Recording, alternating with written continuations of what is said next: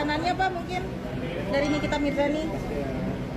Baik, rekan-rekan, hasil komunikasi kami dengan rekan-rekan penyidik dari Direktorat Reserse Siber Polda Metro Jaya, maka terhadap tersangka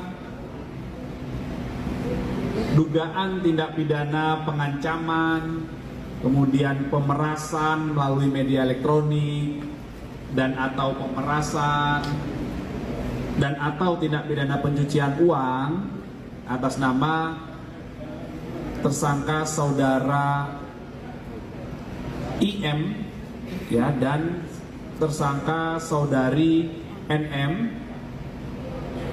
berdasarkan surat perpanjangan penahanan dari Pengadilan Negeri Jakarta Selatan, maka mulai hari ini tanggal 2 Mei 2025 terhadap kedua tersangka dilanjutkan penahanannya dalam periode 30 hari ke depan dalam proses penyidikan di Direktorat Reserse Siber Polda Metro Jaya.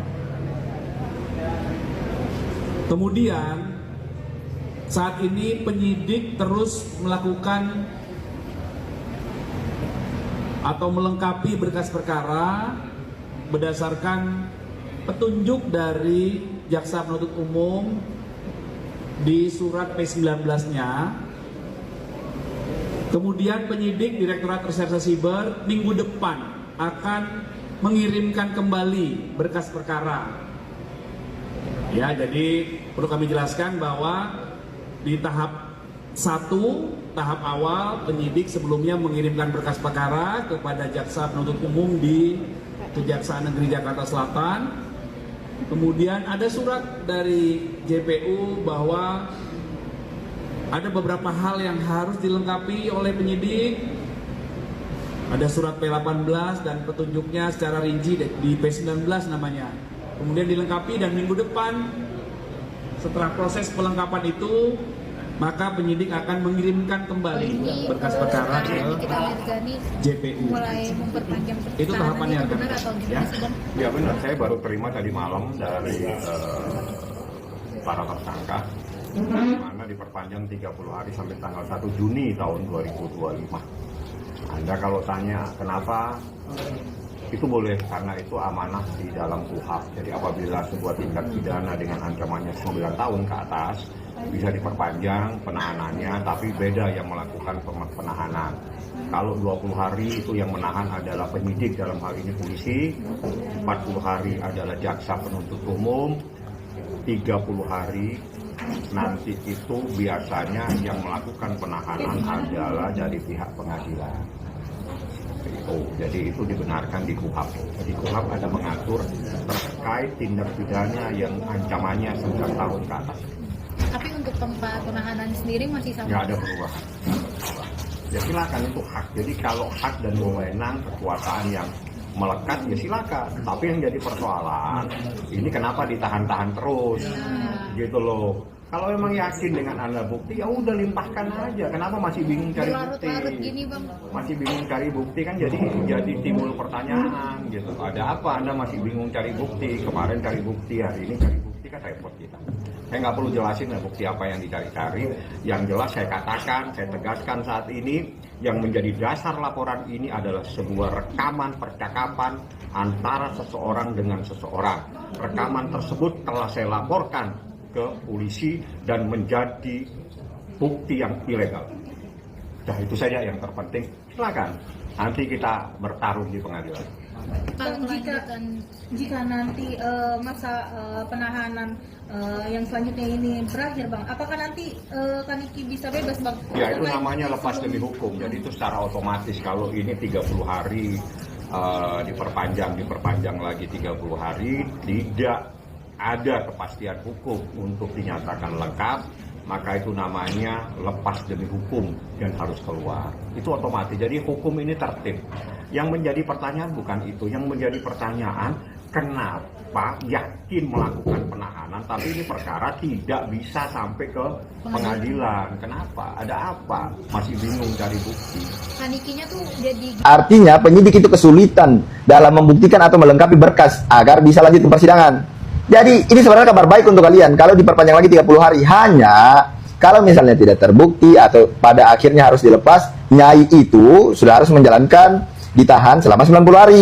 Yang bikin saya pusing, pasalnya yang dikenakan adalah pasal pemerasan. Pemerasan yang dilakukan nyai kita tahu bersama ya, bahwasanya kayaknya kalau kita baca unsur pemerasannya itu di mana ya? Karena jelas ada paksaan, ada tekanan. Sementara bukti rekaman yang kita dengar itu tidak ada, ketawa-ketawa, santai-santai. Terus terkait TPPU, aliran dananya, dari mana aliran dananya, digunakan untuk apa dan lain-lain. Sementara Nikita Mirzani ini public figure. Sebenarnya di sini semakin seru karena apa? Kalian tunggu aja kalau sampai 90 hari berkas itu belum lengkap, berarti dia harus dibebaskan atau tidak ditahan lagi. Nah, ini juga pertaruhan nama baik polisi juga dipertaruhkan ini. Kalau sampai dia gagal nggak bisa membuktikan, meyakinkan kepada kejaksaan, ini polisi juga tir-tir, istilahnya was-was. Karena ini menjadi isu nasional ya, itu gitu. Tapi kan kita punya hak dalam tanda kutip kemanusiaan yang punya bebas untuk dalam tanda kutip. Kemarin pengacara bilang bahwa dia punya hak, apalagi dia punya anak. Lah ya makanya gunakan hak Mbak Nikita Mirzani. Apakah proses hukum yang dijalani ini cacat hukum, tidak berkeadilan? Karena ada haknya dia untuk melakukan gugatan pra-peradilan tadi itu, memperadilankan status tersangkanya itu aja.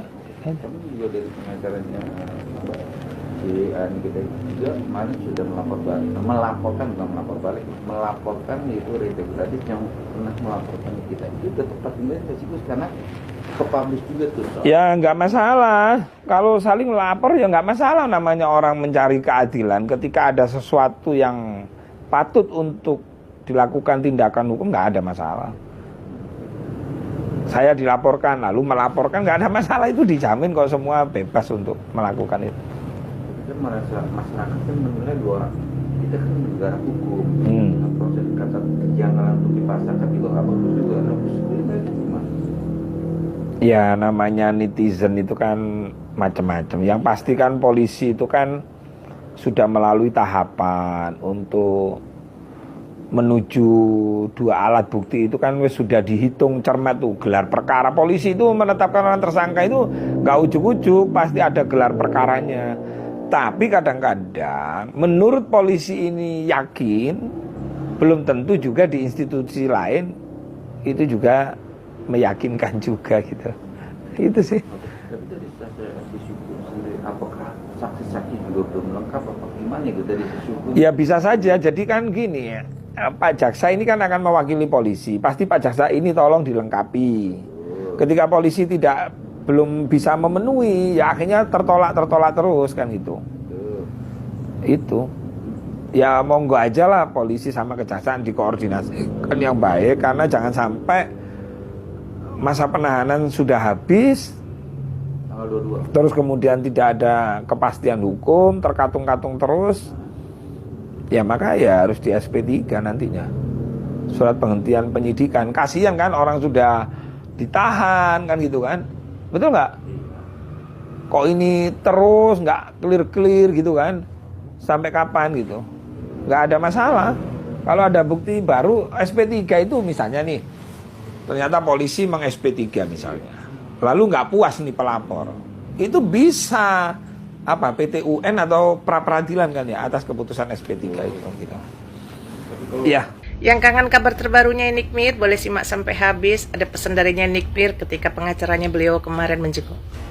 Ini kita bilang aneh dalam perkara ini telah melakukan penahanan kepada diri saya, tapi bukti masih dicari ke sana kemari. Bukan penahanan, seharusnya yakin dengan adanya bukti-bukti di dalam perkara tersebut, bukan buktinya dicari-cari lagi sekarang.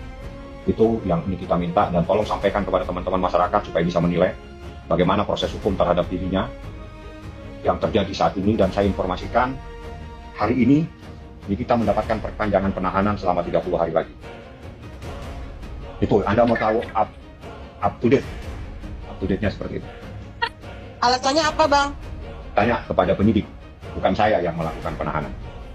Saya tidak bisa menjelaskan. Yang jelas, Niki bilang saya sudah ditahan, tapi pihak yang menahan sibuk mencari bukti.